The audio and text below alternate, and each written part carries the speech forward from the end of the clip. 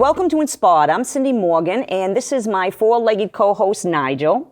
Today, we're joined by Lindsey Brynjolfsson, founder of Squirrel, a dog bistro. Inspired by her soul dog, Hops, along with Barley and Sasha, Lindsey turned years of love, loss, and home-cooked meals into a dog-centered business focused on healthier food and happier dogs. Welcome to the show, Lindsey. Thanks, Cindy. Thanks, Nigel. So Lindsey and I met by chance when we were part of a fundraising event, and I was so impressed with this business. I had never met anybody who had done this. I've met a lot of vendors with Havel's Wolf stock, and I love that she was making home-cooked meals, specifically a food truck for dogs. Yes. So I'm excited to learn all about this. And you share the story with everybody. I think it's wonderful. Oh. So tell us about your pet who inspired your business and how this journey began. So I guess for like the journey itself, I'd have to go back about 18 to 20 years. And I knew for a long time that I wanted to start a dog-centric business.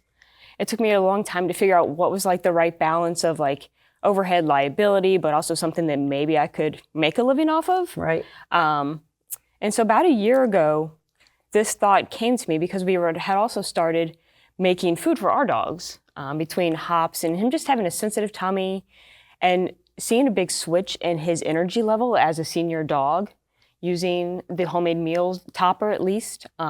His energy like just skyrocketed and we were able to take longer walks, longer hikes. He was like pulling more than he was when he was just on like, he's on a Science Hills diet for sensitive GI and he remains on that somewhat, but yeah, just seeing like the energies shift in him. And then also our dog Barley she's such an anxious ball of love. Like absolutely adore this dog. She's so brave. Yeah. And she's come so far in the 8 years that she's been with me. But she's still her own worst enemy.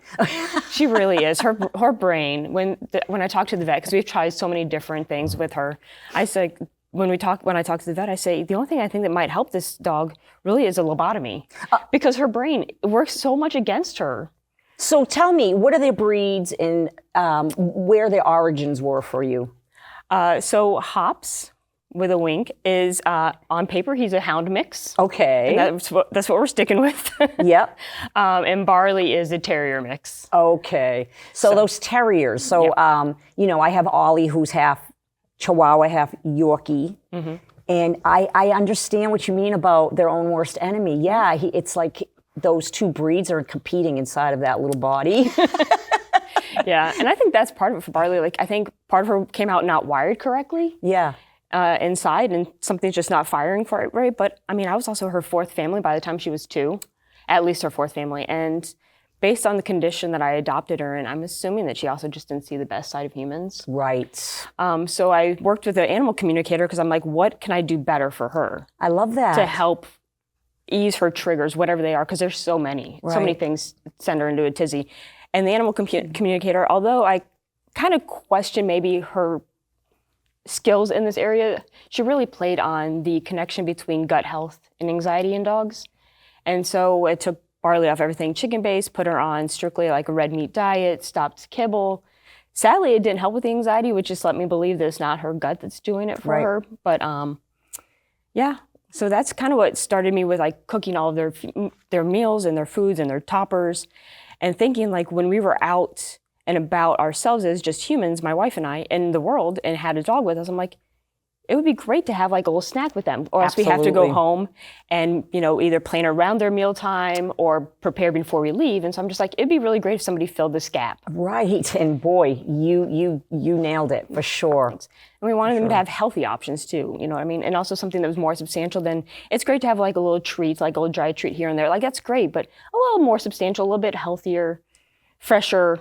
It's all human grade stuff. So right, like you go to the restaurant and you say, well, I'll get my meal based on I'm going to give some to my dog if they're there, right? Like maybe I can get some chicken tenders and pull off the outside and coating, right? And we're always working the angles to give them something. A French fry's okay here and there, but if you have a dog that's on any prescription food or bad tummies, you don't want to start feeding them all the junk. For sure. So what moment made you realize your pet had sparked something bigger?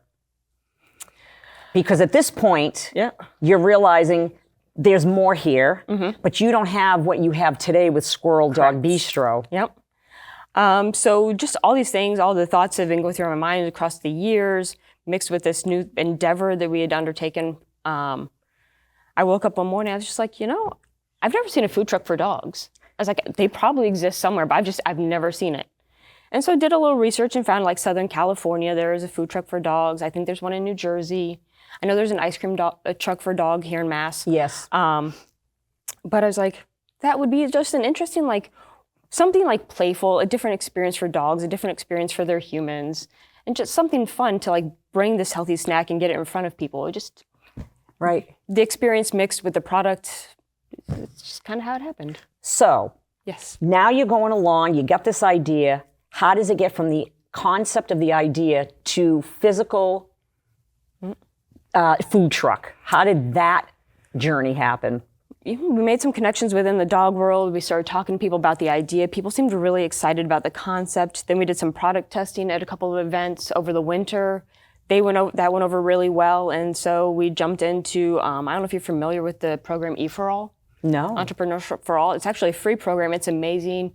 It's an entrepreneurial accelerator program. It's 12 weeks long, completely free. It Online?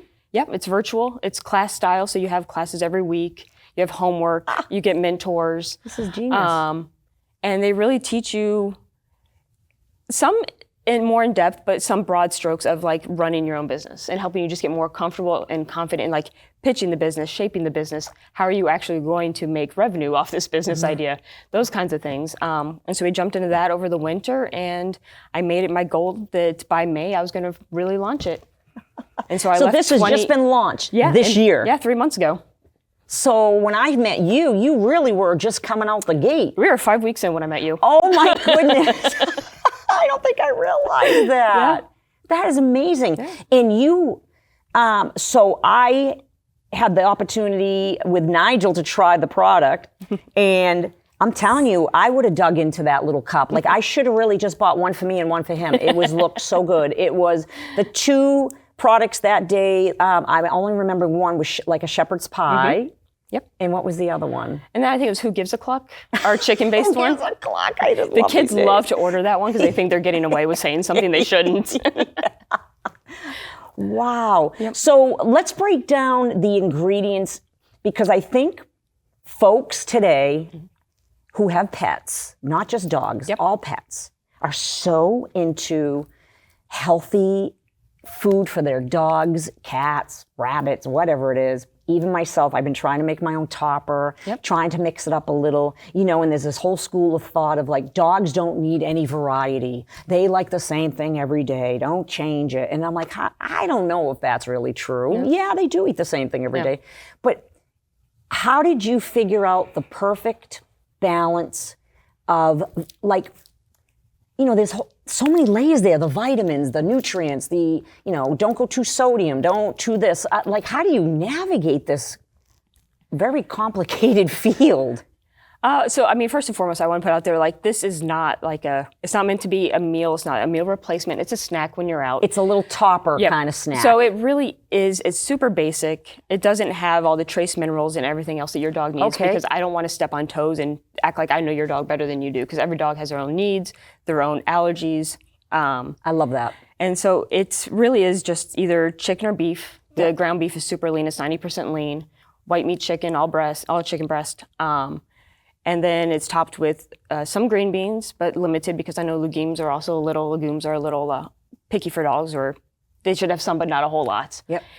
Carrots, then it's sweet potato that's baked and mashed, no seasoning added or anything like that. And then dried meat topper on each one of those. And then we have a yogurt parfait that's Greek yogurt, pumpkin, peanut butter, and local blueberries right now. Make sure there's no xylitol in anything, all those sorts of that stuff. But it really is just meant to be, while you're out experiencing the world with your best friend, that they have something healthy, but it's not meant to be like their meal every meal kind of thing, because it doesn't meet those requirements for them. Okay, gotcha. They're perfect. They're like it was like in New England, if you're a true New Englander, hoodsy cups. Yeah, that hoodsy cup, but it's all yummy goodness, and it's all human grade. It is, absolutely. And that's what I loved about your product. And I love that you know the source of everything I sure from do. where your food comes from, which is very important. In the influencing world with Nigel, collaborations have come through, and they've said, oh yeah, we can tell you where it's all sourced from, but as you dig deeper, no, they can't, and I wouldn't collaborate with them. So to me, that's a really important thing. I applaud you for that. So what's one lesson your pet has taught you that shows up in your business every day?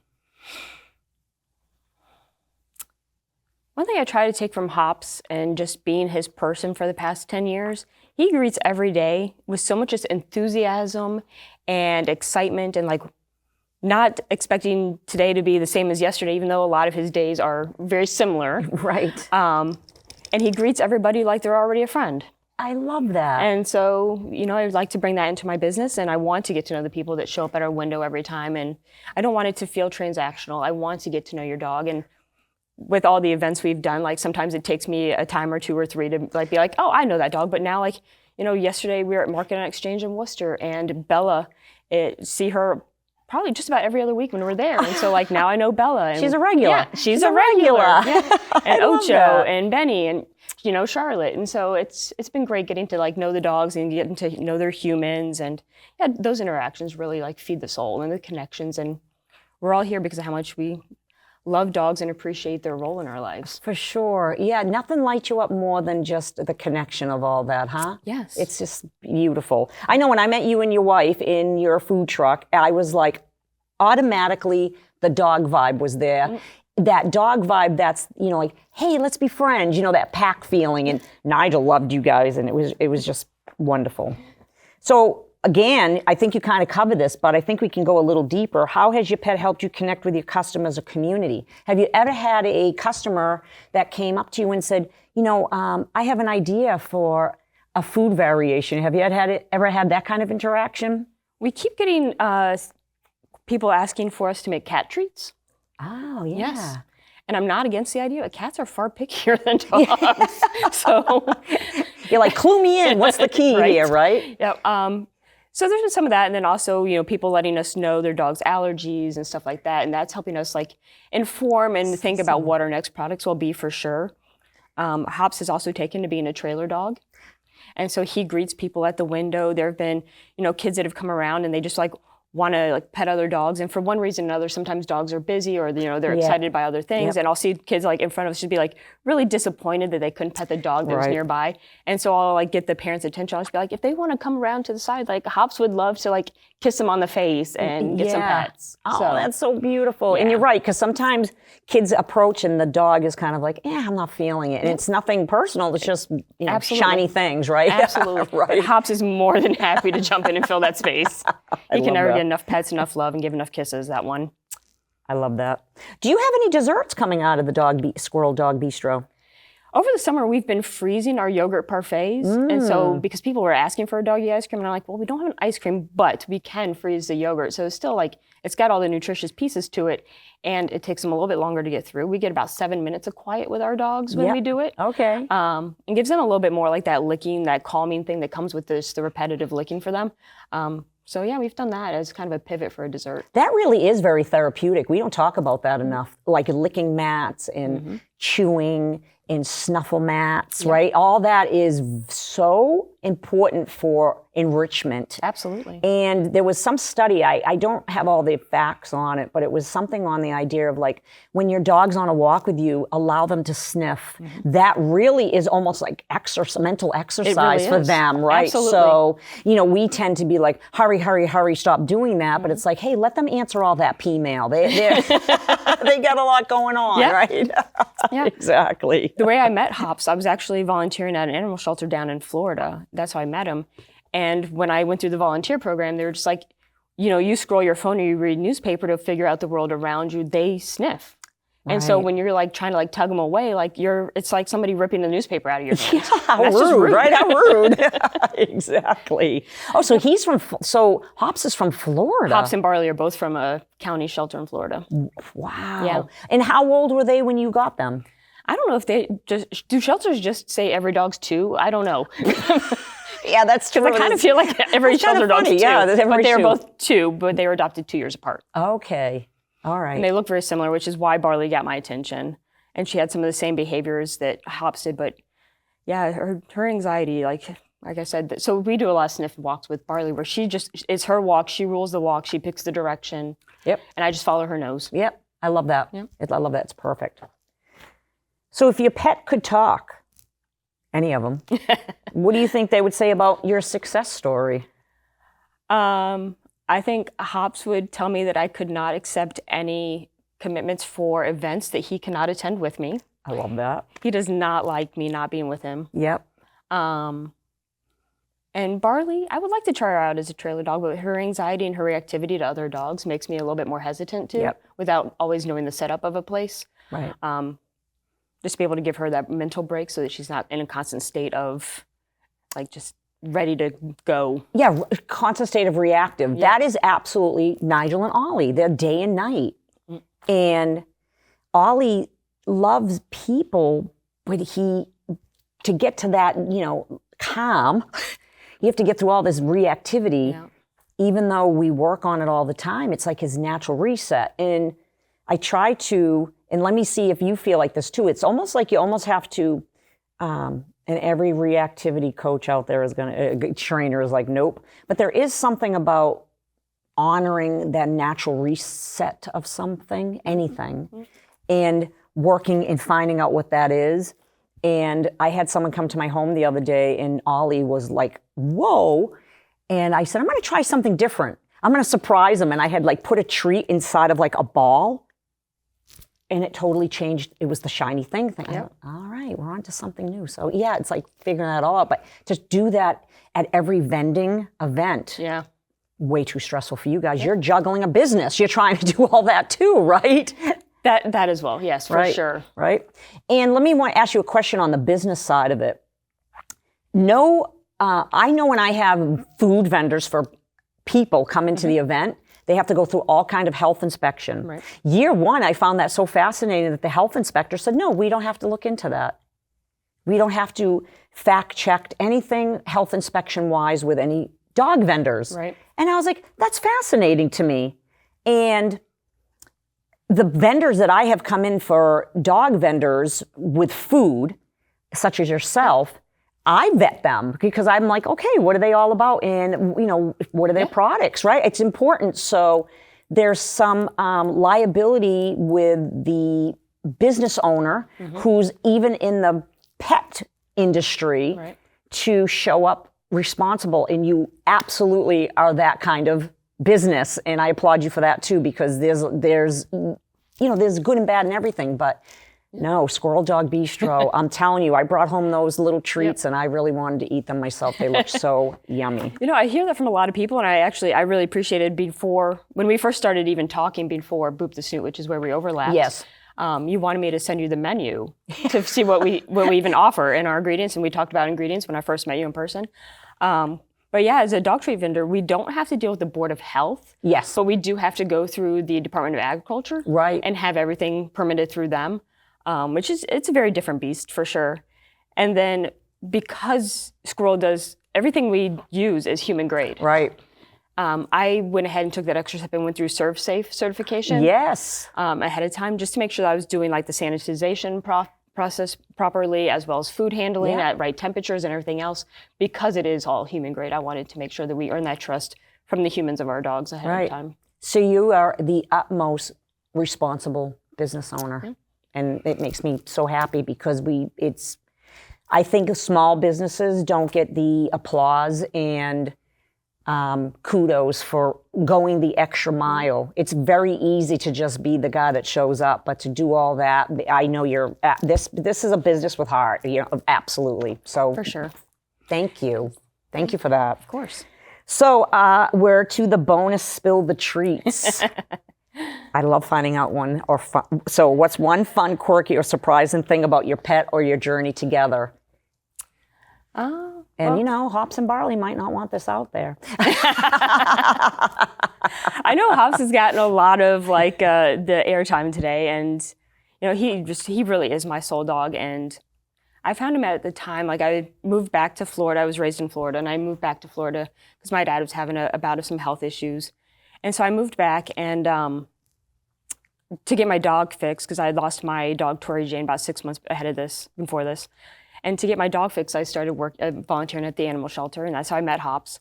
And I'd asked Tori Jane, I was like, I'm ready for another dog. It feels empty without you. I'm ready to open my heart again. I know it's always going to end in heartbreak, that, but all the joy you get before that makes it worth it, yes. right? I was like, just, show me who my next dog's going to be.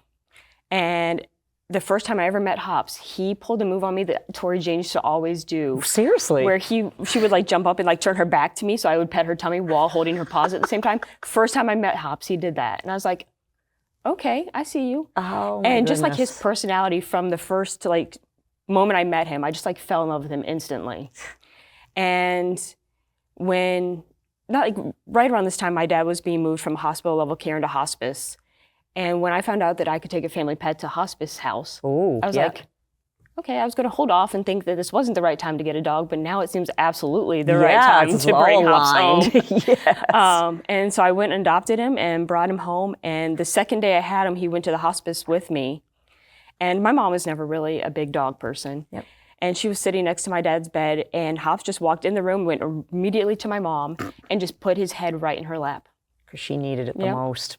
Wow. Yeah. And then the week that he was in hospice, he and I would go and visit like everybody else's room, and he would just spread joy throughout the hospice house. Oh my goodness. What a beautiful story. Yeah. Wow. That's my heart dog right there. Yeah. I love that so much. Wow. Dogs, animals, they're just, They're so therapeutic, so healing, so good for the soul. they're beyond. I know, like Nigel keeps going between. It's like, oh, she needs me now. Yep. So before we wrap up, where can people find you, follow you, your work? Yep. So we're on Instagram and Facebook under Squirrel, a Dog Bistro. We are also on TikTok. We are two Gen Xers trying to launch into TikTok, so it's not pretty, but it's there. TikTok, we got to have a conversation on this for a second. It is a whole different animal, isn't it? It really is. Yes, it really is. It really is. Yes, it is. And we post all of our events and where we'll be there. We are working on our website. We're getting some help from the Small Business Development Center at Clark University on getting our website to be more functional and more comprehensive. Right now, it just kind of exists. Like a landing page. Yep. It's squirreldogbistro.com.